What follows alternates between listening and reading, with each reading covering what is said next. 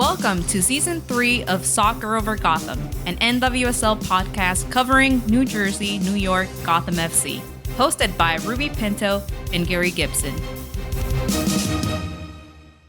Welcome to episode 63 of Soccer Over Gotham. This episode is post-2023 draft show. Gary, what do we have in this episode? What's up, Ruby? We have a lot to get caught up on.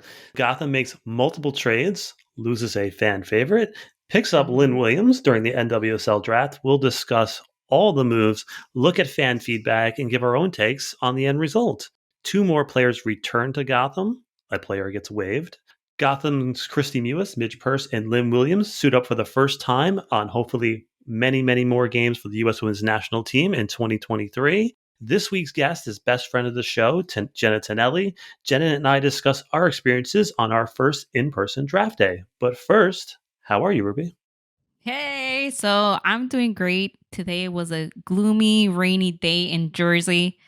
It was awful. I kind of hate gloomy days. But anyway, other than that, I'm doing great. And I'm so pumped for this season to start. And we do have a lot to talk about. We do. First thing is we got a new voiceover intro, which I'm very excited about. Finally got it right. It only took a year and a half. Yeah, I've been trying to do this for what seemed like months. And I was like, maybe I'm talking too much. Maybe my vibe's not right. Maybe whatever. But then turned out it was just me. We just had to have you do it. Took me 5 minutes, got it done. And I like it. There you go. Magic. Yeah. So, I like to give back and volunteer. So I'm trying to do more charity this year. So first up, I'm organizing a local pet supply drive for the Humane Society. So I'm excited about that, getting it going.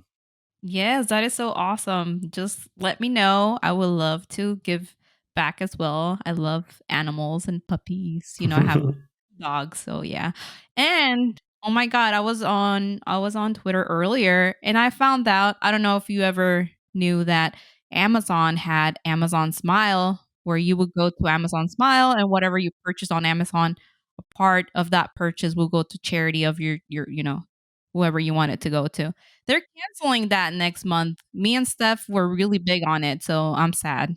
That sucks. Yeah, I heard a lot of schools get a lot of their funding from that, or at least charitable funding, which is pretty frustrating.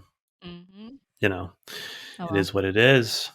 But all right, let's get to a little bit of the show. Now, Cloud9 news. I am now in possession of one of those red and yellow cards from Cloud9. Don't worry, I got you one, Ruby. Yay! Feels like we're going to get a lot of use this season.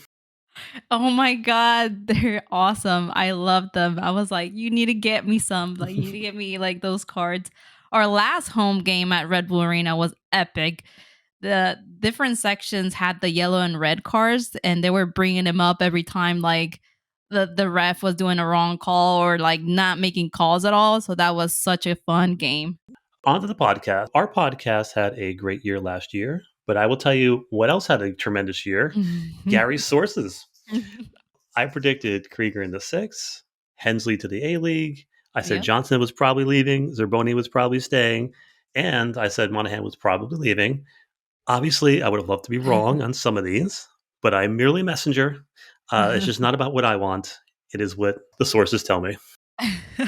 You were so on point in all these predictions, but hopefully we see a championship in those predictions this year. So come on, Gary, you got some work to do.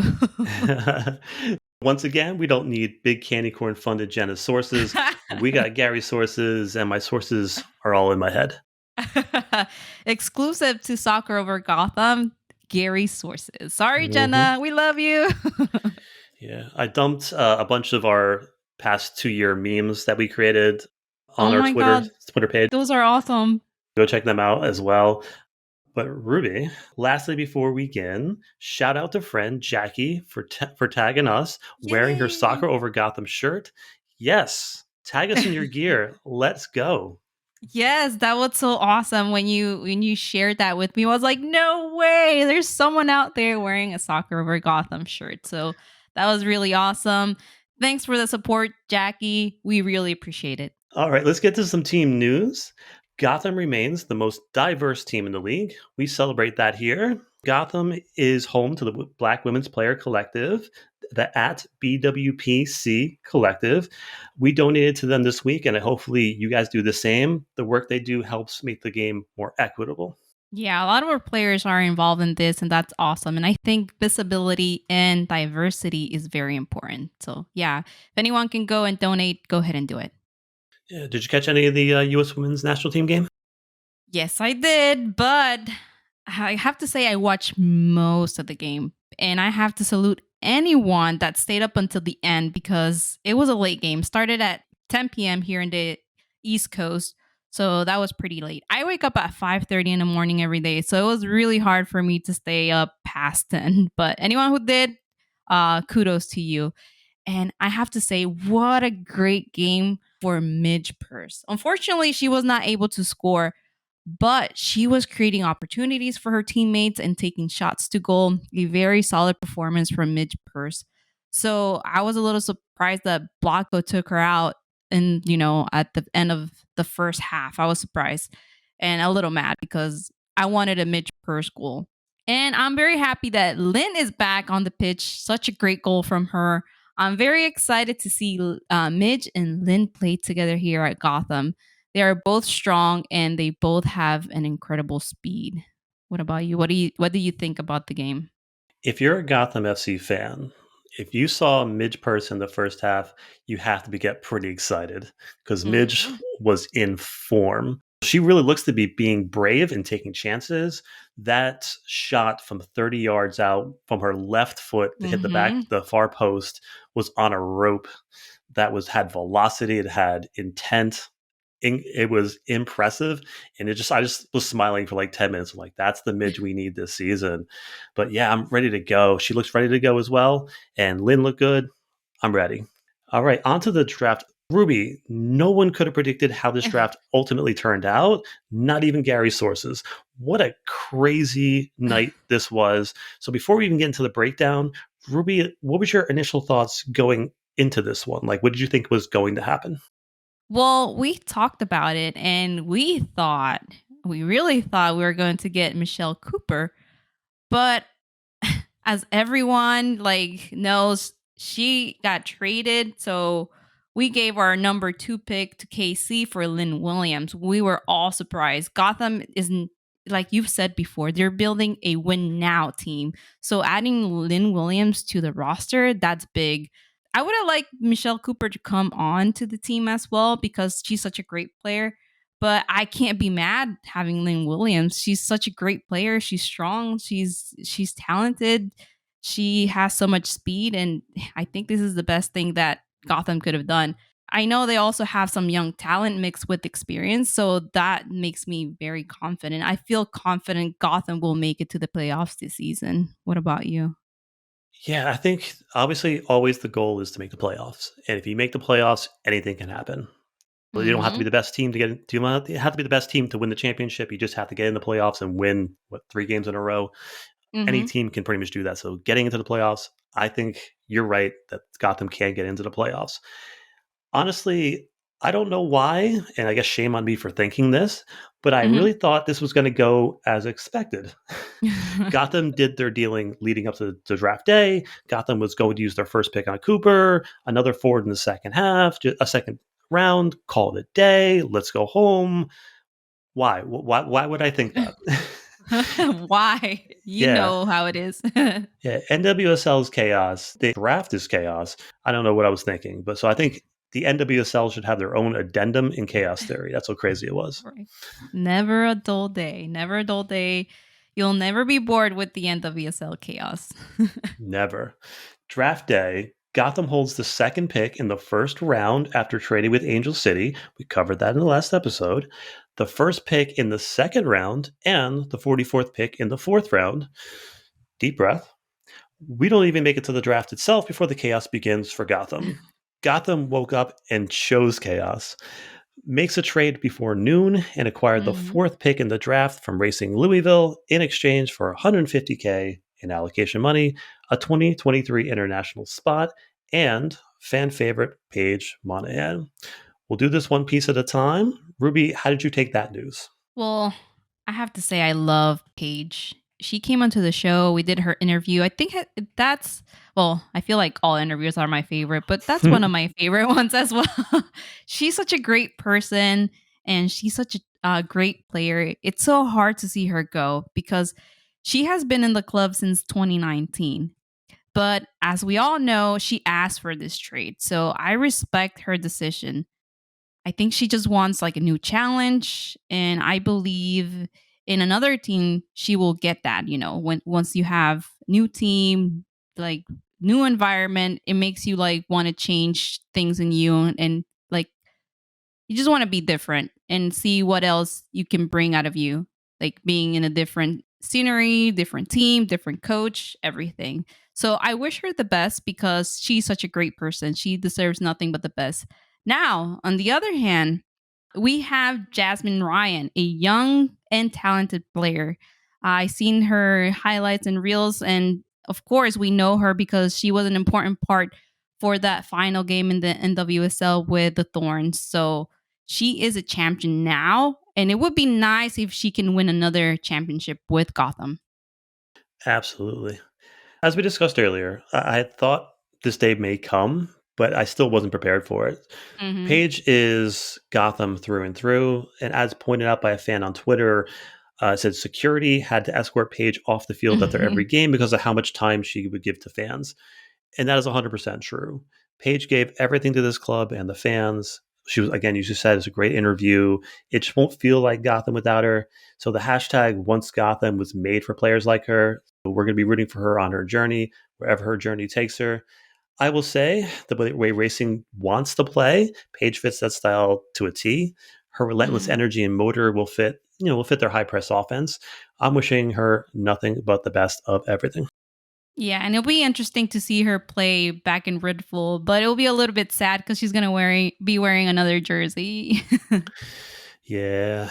Side note, Racing's coach said they were all in on Emily Madrill, and when it became clear that Orlando was taking her, they got on the phone with Gotham. So therefore, if Orlando wasn't being so selfish, we'd still have Paige. So I gave a shout out to my friends Luis and Bree from the Purple Pulse last week. My shout out is now rescinded. I hope Paige dunks on Orlando this season. Hey, you can't just like take away a shout out like that. Like just give it and take it away. Now they have a double shout out because, good publicity or bad Mhm. publicity, it's still publicity. But anyways, anyone who's listening, go and follow Purple Pulse. Anyway, I hope that Paige dunks on Orlando as well. Let's go. Let's go. All right. Gotham has the second and fourth pick in the draft now. Cooper is still in play. Not on this day. The draft starts. Angel City gets their player Alyssa Thompson straight out of high school. Gotham is on the clock. Hold. A trade is announced. Gotham FC trades the second overall pick in the draft to the KC Current in exchange for national team regular Lynn, I want to curse, Williams, and Cloud9 goes wild. What a turn of events. Let's just pause here. What was your reaction to this insanity?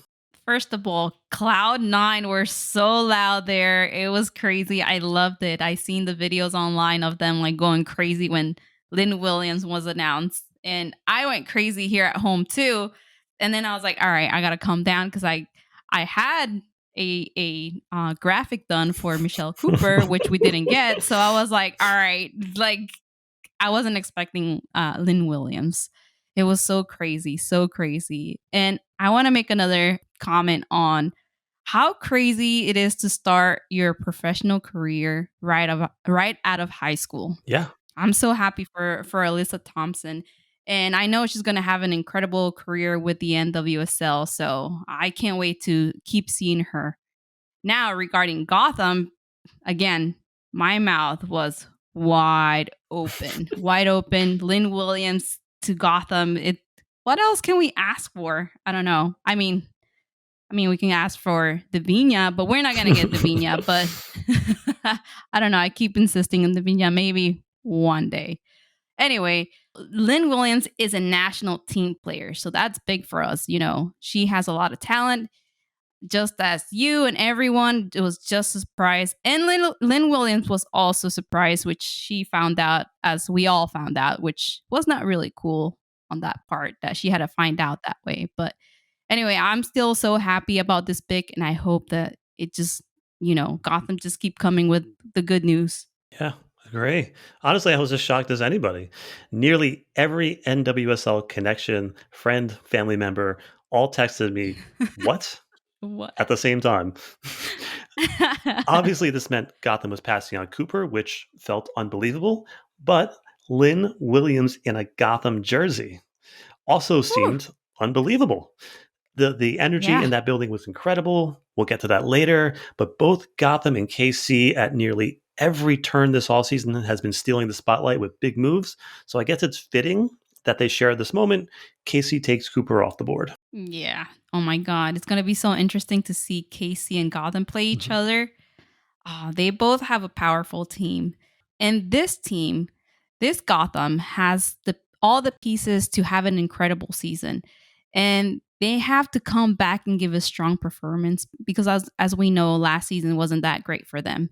I don't want Gotham to be the team that looks good on paper. I want that team to also look good on the pitch. Agreed. This is different because remember last season we had our big moves episode and we were calling that a Mhm. win now team. Looking at this roster versus this year and last year, this is a win now team. Last year, I could Mhm. see now I see there was a bunch of little holes that have been plugged up. But as far as the news is concerned, there is a lot to unpack here.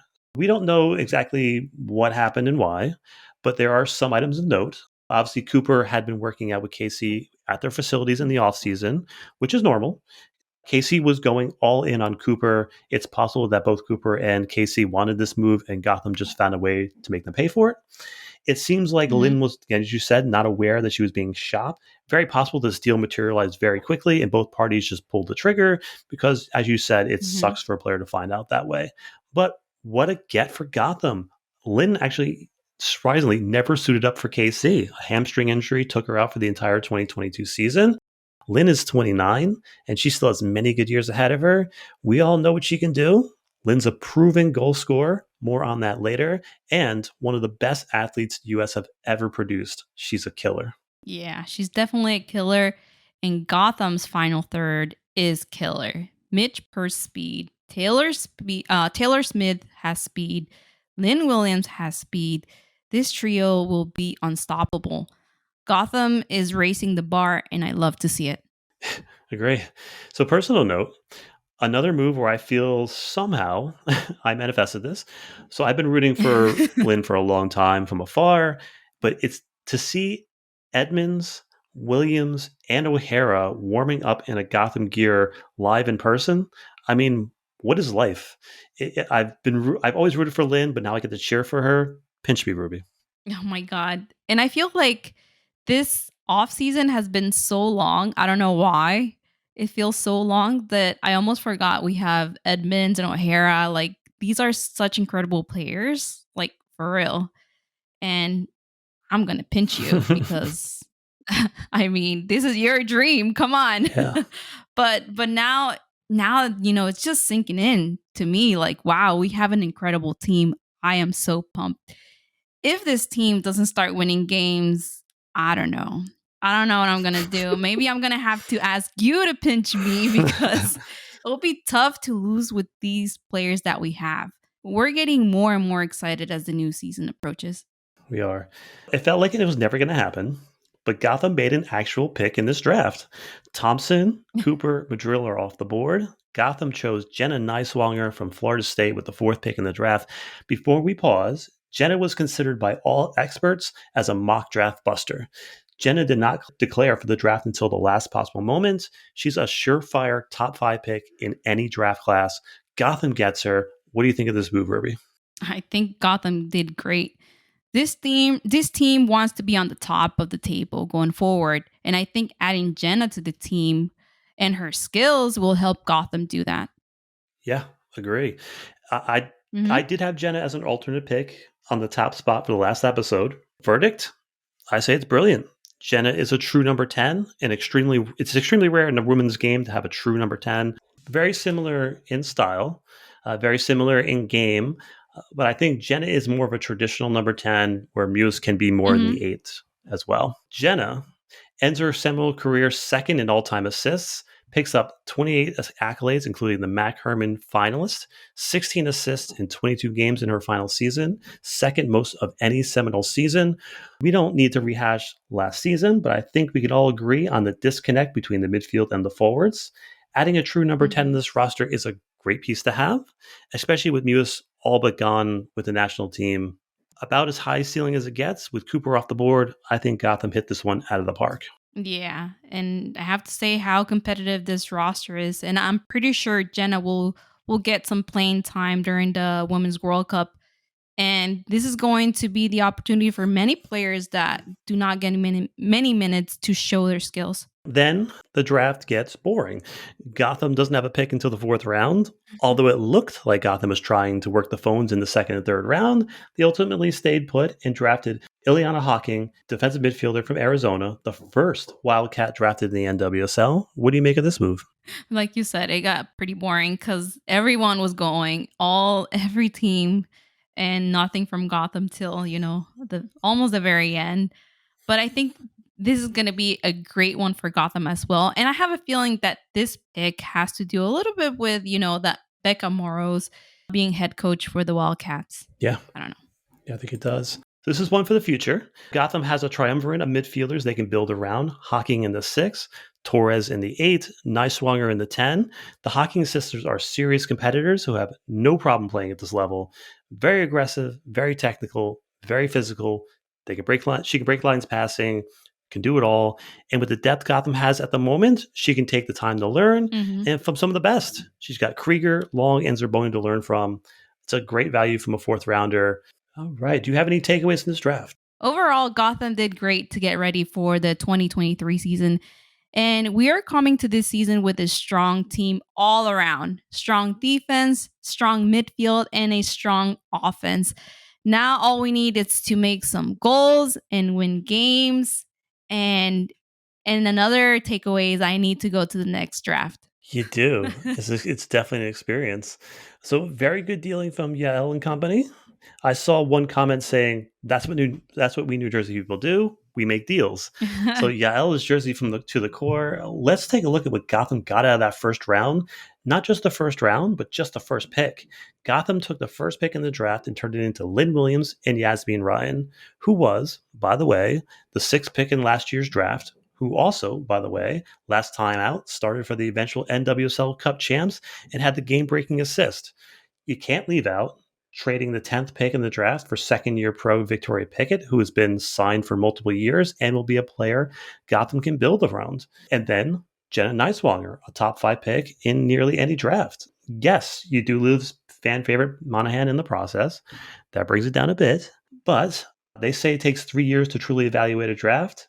It's possible Michelle Cooper is the next Sophia Smith. She has that potential. But teams are built holistically. So I like what Gotham got from this draft. I feel like Gotham filled a lot of holes in this roster, as we talked about earlier, is remarkably better than was last season. Yeah, I think we definitely got a great deal overall. Like, such a great deal. All the players that we got is going to make this team just even stronger. We asked the fans what their instant draft grades were, and here were the results. 59% said an A, 36% said B, 5% said C, and 0 people voted D or lower. So, Ruby, do you agree with the fans? Yeah, a lot of people are feeling confident in this team. And I also agree with the fans. I give Gotham an A. Gotham FC has stayed busy on the offseason. All these moves are going to excel the team in all areas. What grade do you give them? I agree with the fans as well. New Jersey, New York people know a good deal when we see it. Hmm. So drafts are about maximizing your position and getting the most value for your resources. I think Gotham got value for every single pick they had. I'm going A minus just for Page. Let's do some roster updates. Gotham announces the signing of two players, Captain McCall Zerboni and Delaney Sheehans. Let's start with the captain. What's your thoughts on that move? I think Gotham had to stop and think whether they wanted to bring her back. Due to a few things that Cerboni said that were out of place last season. And I understand it's hard to express yourself when they had all this pressure about winning games, but we need to do better. And they probably had a talk with her. And I think this is a great opportunity just to lay out the expectations. It's just a 1-year deal. Gotham brings back their captain, and again, it was just a 1-year deal. No option, which is just an interesting note. The question is, where does Zerboni fit into this ever crowded midfield? Hmm. So Long is back. Pickett and Torres are due for expanded roles. So Zerboni started nearly every game these past 2 seasons. That can't and shouldn't be the case. Does that make Monty Dorsey the new captain because she was the vice captain last season? I guess time will tell. Hmm. But McCall's role in this squad is a storyline that I'm interested going into 2023. Yeah, it's gonna be interesting. Again, a lot of talent in this roster. It's gonna be like the Hunger Games. Yeah, Yeah, yeah. but I also believe Sorboni wanted to stay for one more year because she has unfinished business with Gotham. In 2020 and 2021, Gotham made great progress and she was part of that progress. So kind of makes sense for her to come back. Then in 2022, the team just left us wondering what happened. What happened to Gotham in so now 2023, it's kind of like redemption time, come back from what happened in 2022. We'll probably not see her as play as much, but I'm sure she will bring her winning attitude. I think you're right. I think if we know one thing about McCall Zerboni is that she doesn't quit on things. Mhm. So I think that she was always invested in coming back here. The Yes. second move is bringing Delaney Sheehan back. So back from on loan. Ruby, your thoughts? Delaney coming back is great. Delaney has a lot of potential in my opinion, and she's a very special player. But our roster is stacked, so she will have to shine in practice just to get some playing time. Yeah, Delaney is a talented player. She was brought in by Freya, and we all know how Freya was with rookies. When she did play, she showed a spark of something special. I don't know what her role is with this team right now, but I'm excited. A player Mhm. with good vision and ability. I'm excited to see what she can do after a season abroad. Third, there was a move away from the club. Gotham Waves Cameron Tucker. Any thoughts? Ooh, also sad to see Tucker go, but there has to be, they have to make sacrifices, if they want to win. And like you've been saying all along, like they have a lot of players, like what's going to happen?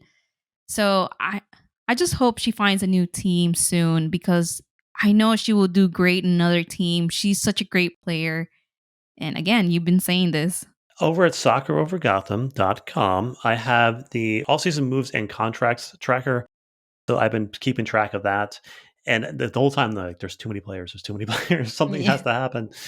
Like texting you, I'm texting Jenna. I'm like, Yeah. what are they doing? What are they playing at? But so Gotham was over the player limits. I've been sounding the alarm on this for a little while. Hmm. So Gotham has not been good in the recent couple seasons with playing young players. Freya was, I'll just say it, atrocious. Scott was a little bit better, but just like we discussed with Delaney, not sure what we have in her when a player only plays 10-minute bursts. Hmm. I'm hoping that Tucker finds a new team quickly. I wish her well. I think she'll find a team. She'll be good. Yeah, playing 10 minutes in a game, it's not enough. 10 minutes is kind of like a warm up. And sometimes you just get lucky and get into the groove of the game and do amazing and start making goals. But yeah, I think some of these players deserve more than 10 minutes playtime. It's a different mindset. And when you're coming in for 10 minutes, you're doing a specific role, or you're coming on the last 10 minutes and you need a goal. So you're trying too hard and you're not playing within yourself. Hmm. Getting her 90-minute games would be good to see exactly what we have. Oh yeah, you definitely try too hard. I remember when I would like get subbed in, and Mhm. I'm like, I gotta do my best so I could get more time next game. And that's when you start making the mistakes because you get in your head. Mhm. But before we go, some hashtag facts. McCall Zerboni is one behind the all time leader in games played in NWSL history, trailing only Lauren Barnes. Lynn Williams is third all time and only 2 goals behind Christine Sinclair for the active goal scorers list. Wow. So hopefully she can probably get into second place. Hashtag once Gotham, Sam Kerr has still the all time goal scoring mark. She leads it by 18 goals. She's so prolific. Still the only player to score 4 goals in one half. Wow. Kawasumi is tied for fourth all time on assists, trailing Jess McDonald by 8. She holds the record for most assists in a single game at 4. Gotham has on roster the second, Zerboni, the fifth, Krieger, seventh, Ali Long, and 11th, Christy Mewis on the all time minutes played list. Hashtag once Gotham. Well, I guess it's still Gotham. Ashlyn Harris still holds the record for season saves by over 18 on the Listener. Ruby, any random thoughts? Well, those were really great facts. I love those facts. I love facts.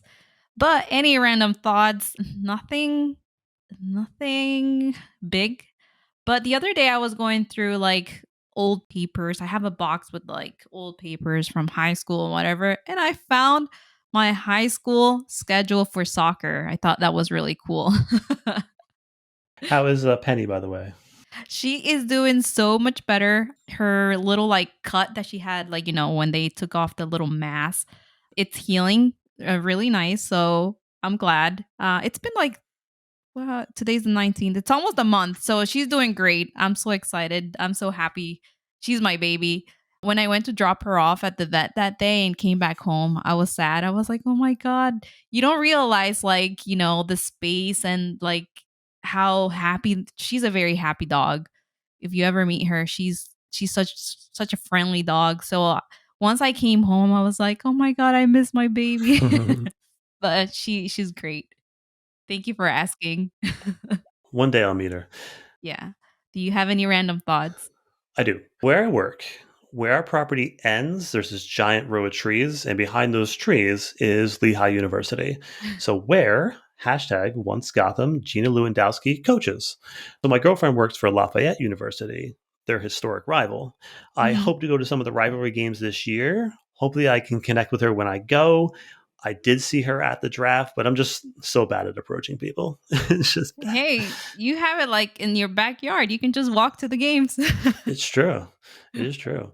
All right, so that is it for the main show. I will be back on the other side with everybody's favorite Gotham journalist and best friend of the show, Jenna Tonelli, to share our draft stories, and we'll discuss quotes from the commissioner, Yael, and Juan Carlos. Stick around, it's going to be fun. Let's go. Let's go. All right, we are back with segment 2, an inside look into the NWSL draft and the chaos that it inevitably brings. I brought back best friend of the show, everybody's favorite Gotham reporter, Jenna Tonelli, and my favorite Twitter space companion. How are you, Jenna? I'm doing well. Finally rested after that crazy 24-hour draft day, plus the Buffalo Bills, which we just talked about. That really ran me ragged for my Yeah. day of rest. But it was so great to see you at the draft. I'm sorry we didn't get to catch up too much. As you saw, I was running around like a crazy person trying to track down all the stories and the trades and like get in with what was happening. But did you enjoy yourself? How'd you find it? I did. I just wanted to just take it all in as like an observer. I wasn't like all that social, but I want to shout out. Love's Deli was right across the street. It was really good vegan food, which was awesome. There really wasn't much for me to eat inside, so I was Mm. very good to have that vegan deli right next door. So the sandwich I had was good. It was reasonably priced, unlike the parking in Philly. It was 36 quid for parking. Yeah, yeah. Not cheap over there in Center City. No, not at all. But what an incredible event. I definitely want to get your thoughts, Jenna, on Gotham's big day. I definitely want to get your notes on like the commissioner address, Yael, and Juan Carlos presser, but first, I know there's an off season for some, but not for you. Tell our listeners where they can find your work and what you've been doing during the quote off season. Yes, it's funny. I always say this that the off season always turns out to be when I'm actually the busiest because, during the regular season, it becomes kind of like rote, game, interview, you just, kind of get into a rhythm. But the off season is crazy. So far this off season, I've been tracking all of Gotham's moves. I did some really wonderful interviews with Taylor Smith, Ifeoma Onumonu. Those are on Nets Republic. I had a nice piece with Victoria Pickett up on Equalizer. And speaking of the Equalizer, I know I announced this on Twitter, but I am moving a lot of my Gotham coverage over there for 2023. Equalizer has been covering the NWSL and women's soccer for the better part of a decade now, maybe longer. They have a huge platform and a lot more resources for me to really do my best work and do what I love doing. So, I hope listeners, you might consider subscribing. I don't love putting things behind a paywall, but as you all know, it's hard to survive in this space. Well, we do a lot of this work out of passion, and a little compensation really goes a long way for me to keep doing it and keep bringing you the best work I can possibly bring. I actually worked it out with Equalizer to offer a unique discount code, which I have pinned to my Twitter. So if you sign up via that link, that would be really great because it shows them like how much the Gotham coverage is really important on the site. Which they've had got some Gotham coverage, but I'm really hoping to step it up for them. So yeah, I mean, Nets Republic is still going. I'm still over there. We're going to be reporting extensively on Gotham's day-to-day, game recaps and analysis. Have a great team over there. Adriana as writer and editor, AJ, Noella, and actually we have a new writer debuting tomorrow as of this recording, but maybe today, depending on when you're listening or when this comes out, Ashley. So welcome to Ashley. So they'll be really taking care of a lot of that business of writing and game recaps and analysis over there, but I'll still be writing there from time to time as well. So yeah, that's my little recap on where I'll be this season. Yeah, definitely subscribe to the Equalizer. And Jenna, that's I always tell you, but I totally respect the work that you do. Gotham fans and fans of the league are lucky to have your content caliber out there. And I know this show greatly benefits from you. Please, everyone who listens, get a subscription.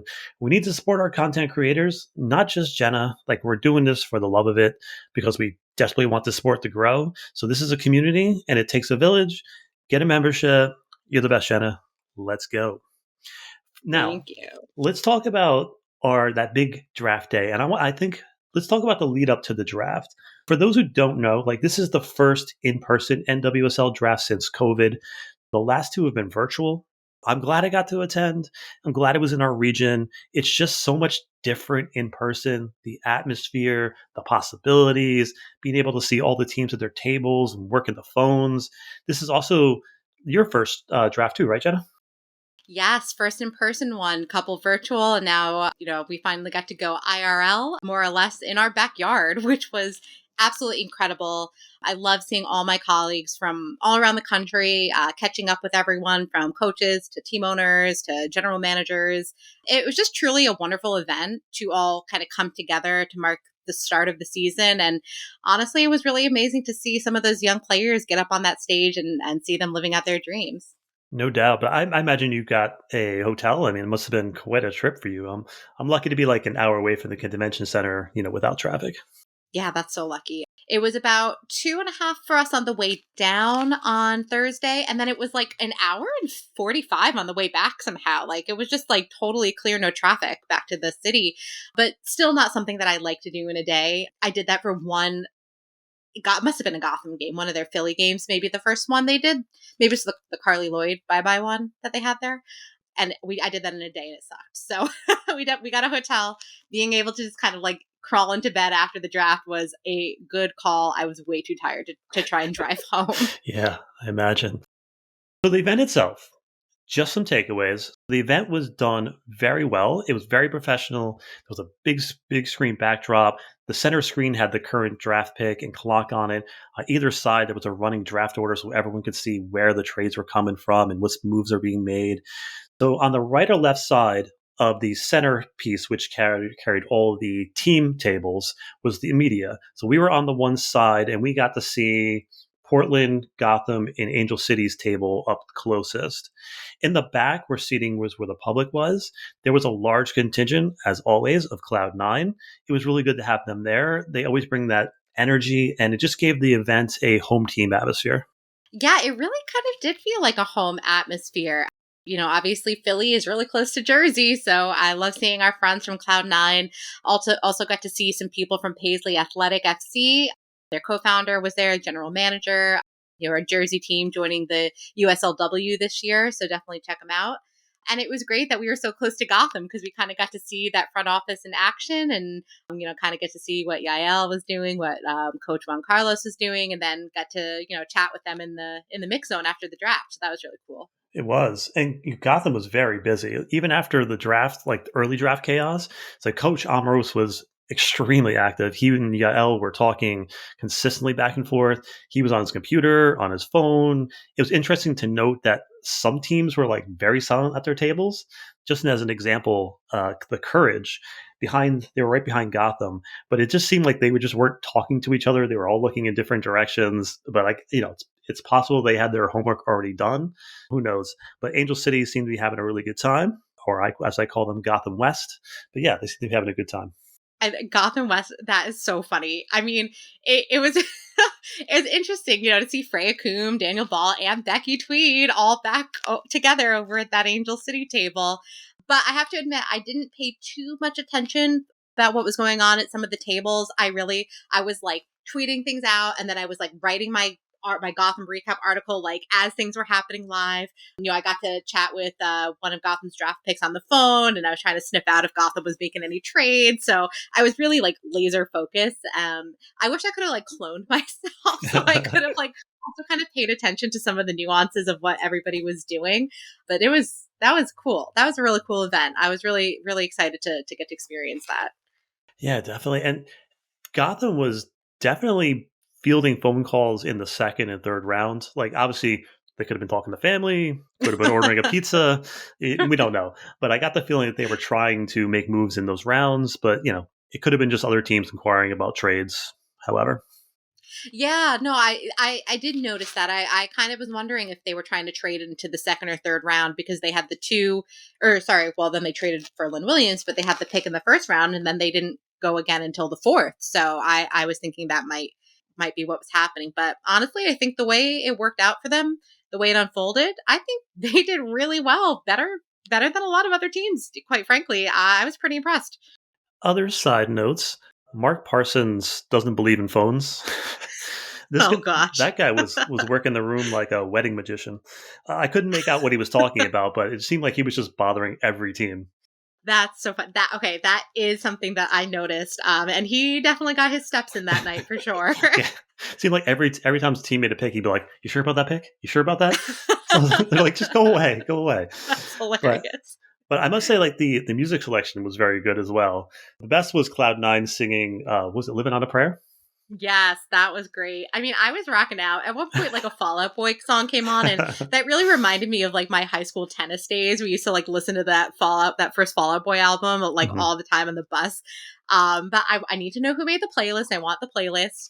There was this one point in the draft, and it was middle end, like maybe end of the third round, where like you could tell everyone was getting like a bit overtired and like kind of starting to lose it because I like looked around and everybody was just kind of like dancing maniacally to the music. Like you could tell everyone was just like losing it. But it was great. The music was great. I enjoyed that. It really just kind of made it feel like a fun, I don't want to say party atmosphere, but like, yeah, in a way, like it gave it like a celebratory feel. Yeah, it did. It dragged in the middle. It seemed like every team was trading for seemingly no reason. So I can't remember who it was, but like one team traded one spot up with Racing to take a keeper when Racing has 4 keepers on roster. I mean, unless another team had been talking about Racing about moving up and taking that keeper before them, but it just seemed like it was just dragging in the middle of the second and third round. Yeah, the third round especially. I have to say though, not very many teams took timeouts except for Racing. We see you. We saw those timeouts, but it went way quicker than I was expecting. Like I remember last season, granted it was virtual and I was on my couch, but like by the end of it, it must have been midnight, and I was like so tired. Like we're more tired than I was after being there in person, because like at least when you were there, like you're walking around, you're chatting with people, like it kind of keeps you going a little bit. But it went quicker than I expected. It was run so well. It went off so smoothly. So major kudos to the league putting on a really great event. No doubt. I got to meet some people that I had met in person before. So I got to meet Andre Carlisle finally in person. I sat next to him during the draft. I also got to meet Becky Tweed, #OnesGotham, in person for the first time. She said that she loves listening to the podcast, which is great. I also met in person Scott Parkinson, wished him well. He just has like a positive energy about him. And Sandra Herrera is my new favorite person. So sorry if I forgot anybody, but you mean anybody that was you have met before during this draft, Jenna? Yeah, I mean, so I saw obviously a lot of people that I've met before, seen before. Ditto on Sandra. She is incredible. We had a nice chat after the draft, and I just always love talking to her. Andre's great. Love catching up with him in person, and love bothering him in person. Also met for the first time a friend, SB Nation colleague, Eugene. He does some work on All for 11. He covers Liga MX Femenil for SB Nation, so definitely check his work out. Saw Jackie from Women Kick Balls, who just put out a magazine about SoCal women's soccer. Definitely check that out. But otherwise, it was mostly just kind of catching up with some old friends. Great to see Scott and Becky. Great to see some of our other friends and colleagues. The Shea Butter FC had a whole team next to us at the table next to They us did. and just doing some amazing work. I can't wait to see. I mean, I've already seen some of the content they put out, but I know they were recording, and I can't wait to hear that. Equalizer, we had a whole team there as well. It's just always so great to see everybody kind of from all over the country come together at these events. Yeah, and everybody was just having a good time, and it was fantastic. But you were there early for the commissioner address. Do you have any takeaways from that? Yeah, so we got down to Philly literally 15 minutes before that started, and bless my wife / colleague, Adriana, I said, "You park the car. I gotta run in. I'm going to be late for the presentation." She's like, "Okay, you go." So we got down right in time for it to start. They didn't have enough chairs for all of us, which is fine. It's almost a good thing, like more of us showing up than they expect. I think is maybe a good thing. But it was a really good press conference, and I do have a few takeaways. So one is they've increased the salary cap to $1.375 million. Forget what it was before. Sorry. They also increased the amount of allocation money to $600,000. So that is all really good. Jessica Berman, the commissioner, she mentioned the league is targeting 2024 for the rebrand, which is much needed in my opinion. Mm-hmm. And funny story is that Meg Linehan, who is currently in New Zealand covering the national team, zoomed in for the call, and her question was, "Can you at least redesign the trophy?" And everybody laughed, but truly, I mean, I think we need that. We need to kind of bring it into 2023, or 2024, I guess, if that's when they're doing it. They talked about a lot of initiatives they have in the works to help players during and after their careers, like mental health resources, resources for young players, like Olivia Moultrie, for example, younger players who are still in high school, to be able to, continue their education while in the league. And then some resources for players that find their footing after they finish playing. And all that's really important. They talked about the media deal. There is, the possibility of renegotiating with CBS, but they're also fielding, potential new media partners, which is really exciting, just how that could go to get the best possible broadcasting deal. And one of the things, in the same vein of talking about broadcasting is VAR is coming. So, that's a whole separate conversation. But with that, they require 6 cameras at every game. So that should significantly help the broadcasting, one would hope. So those are some of the takeaways that I had wanted to bring. Yeah, I think they said that the CBS exclusive negotiations have passed. So I think they can open up to different offers, different places, which is interesting as well. I love the influx of NWSL funny money, $600K of allocation money. That's always fun. I do want to see the rebrand. I want to see Midge on the logo. And I do love, Olivia Moultrie breaking barriers, and you wouldn't get that first draft pick in this draft if it weren't for Olivia pushing the boundaries. So good for her. Absolutely. So let's get to the draft itself. We talked a little bit about this with Ruby on the main show, but I definitely want to get your perspective. I'm getting your thoughts on first. Let's just get to it. Losing Paige. What are your thoughts? Paige Monahan is a really special player. And person. Drafted to then Sky Blue. She has been with Gotham / Sky Blue through it all. She's so talented, and this is a player who, quite frankly, has not reached her ceiling. And I think, it's tough being on a team that's kind of seen so many ups and downs to really get like that consistent coaching and development. I think last season was unfortunately bad for everybody, so it's really hard to kind of judge a player in a vacuum, I think, on the season of 2022 at Gotham. But something I always noticed about Paige, she never gave up, and she loved Gotham. So it's sad to see her go. However, given how Gotham's roster looks now, I think a move to racing will be great for her career. She should start in every game there, quite frankly. And I'm really excited for her for that, to get those minutes in, to elevate her game. And for racing fans to get get Paige. I mean, she's just a great player and she's a gem of a human. So we'll miss her here greatly, but I see great things for her in the future. Yeah, she'll look good in lavender. And I think they're going to utilize her very well down there. And I think you're right. I think she's going to start pretty much every game in and out, and she's going to do really well. And just what I'm happy for her, sad for us, but yes, it is what it is. Yes, it is what it is. On the flip side, we gained Lynn Williams. What are your thoughts on that? Okay, that was so crazy, and it's like, I mean, what can be said about Lynn that hasn't already been said? Prolific goal scorer, national team talent. I know she's had some injuries, but when she's healthy, she is one of, if not the top player in this league at certain points. Imagine this front line with Midge, Anamanu, with Taylor Smith as an option. Like that is going to be deadly. Like it's just, it's kind of like mind-boggling in a way that this is how it swung out for Gotham. Yeah, I mean, I'm still speechless, and it's been days that I've had this information, and I'm still speechless about seeing Lynn Williams there. Yeah, I dare any team to try to play high line against Lynn Williams and Bitch Purse and Anamanu and Taylor Smith. They're going to get behind them really quickly.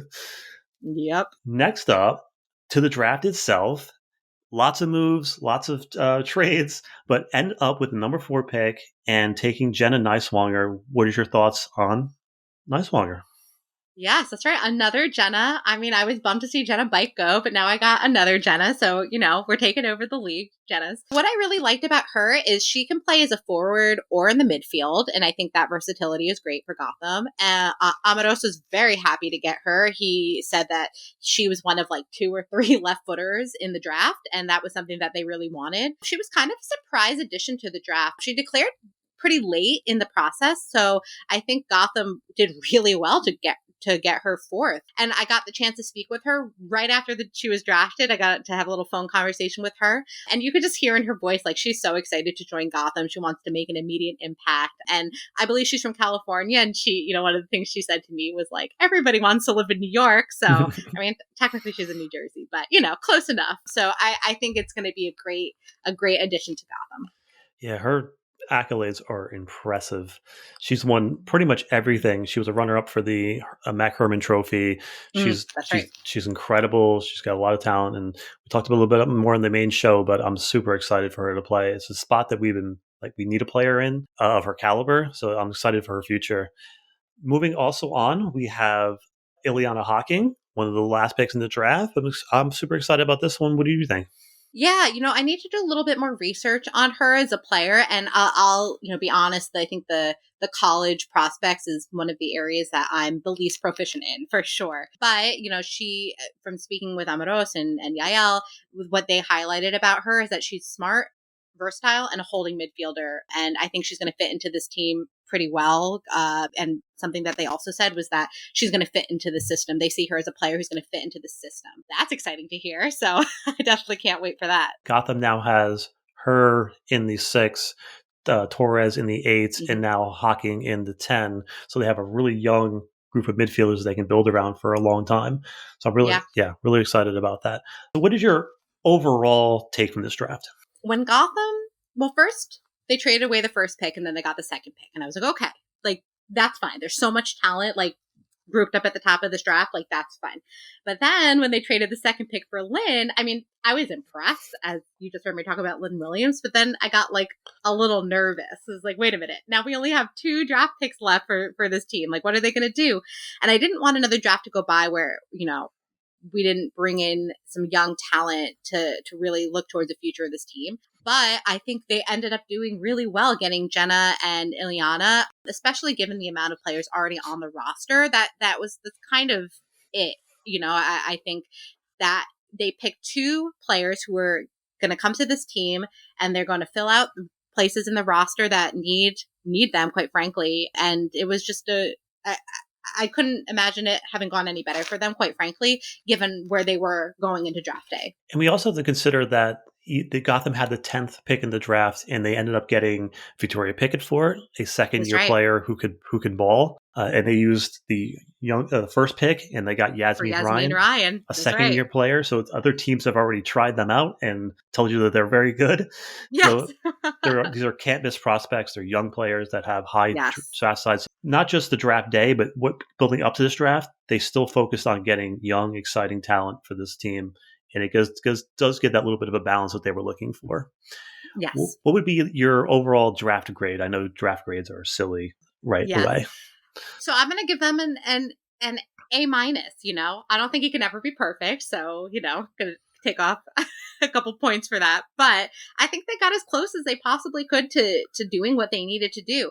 And you're exactly right. It's not just what happened on draft day, but it's everything that led up to that, the trades to bring in Yasmin Ryan, everything we just said. And I think that what Yael had said to us after the draft was that everything was looked at holistically and no decision was made in a vacuum. And I think at the end, now that we're at the end and we see everything that happened, I agree. That's exactly what they did. And I think that they achieved that. So yeah, A minus. Yeah, I gave him an A minus earlier on, just for Paige. It would have been I A, but yeah, I know. can't. That's right. That's where, I didn't want to say it, but. But so post game, we had a Yell and Amorose presser. Mm-hmm. Any takeaways from that? Yeah, it was so funny. By that time, I was so exhausted and overtired. Mm-hmm. Like, I turned to Adriana and I was like, what do I even say? I can't think of any. I just was like totally out of it. And she just laughed at me. But like, of course, when you get into it, it all comes to you in the moment. Something that I noticed, speaking with Yael and just kind of like hearing her talk. She took this off season very, very seriously. Not that she didn't do that last year. Of course, she took it seriously then. But, I think a freshman season is really difficult. But this time around, she knew what to expect. She made the deal. She did the research. She worked her butt off. She made tough decisions. And I think it's going to pay off. Juan Carlos Amoros, he seems amazing, super kind, super smart, ready to take Gotham to the next level. Just the way he answered questions about, the research and the analysis and just about the game in general, the players that they brought in, you could just see like his gears turning and kind of like the soccer brain going. So he was saying, he's a big fan of the counter press, winning the ball as high as possible, pointing to Lynn Williams as someone who's going to be able to do that. So it was really a pleasure. It's the first time I've gotten to speak with him. So that was great. And, something that Yael said, and I just mentioned this a second ago, but she said that every move was made with a holistic look at the team. And that's something I think that was missing in 2022, because I think, individually they brought big talent to Gotham. There's still big talent on this roster. There was then, there is now, but it didn't fit together in that cohesive manner. Like it didn't work for whatever reason. And they're definitely not making that same mistake this go around. You can really see the thought and the care and the research and the analysis that went into this incredible offseason. And I'm really excited for it to start. Yeah. With Yael, she kind of got thrown into the deep end. When she got Yes. signed on, she talks about how when Elise was there, she was doing so many different jobs. And when she got there, she Everything. realized, she was doing everything. So it was a pretty crazy time for her. And just her thoughts in the postseason presser about how this team was missing a winning attitude. It was missing a lot of back end pieces, and there was just no structure in place for accountability as far as on the field and players. So she's done a lot of work, and she's dealed her butt off this draft. Yes. So she was working really, really hard. I'm actually super impressed with Juan Carlos so far. You can see his brain is always working, and his gears are turning, and he's constantly in the middle of everything. I'm excited to see what he can do this season. Any other closing thoughts or random thoughts before we go? Yeah, I mean, I said this to a few people at the draft, some, other media colleagues, Cloud9 folks, a few other people, but it's just, being at an event like that and, you get this and you go to the NWSL final or, other league-wide events. It's just so incredible, this community that we have here. We're scattered all over the country or the world in some instances. We root for different teams. We come from all different walks of life, but we all come together for this passion of ours, for women's soccer, for the NWSL. And I don't know, it's kind of corny, but I just think it's a really beautiful thing that we have such a great community here. And so I just always really, really enjoy going to these events, seeing everyone in person, catching up. It's really fun, really exciting, and I can't wait for the next one. Yeah, absolutely. I'm so ready for 2023. My random thought, just to close this thing out, was again, shout out to Joe from Nets Republic. I met him for lunch. We shared our vision on projects and we talked about a future collab. I just need to get through this last year of college with my sanity. The future is open.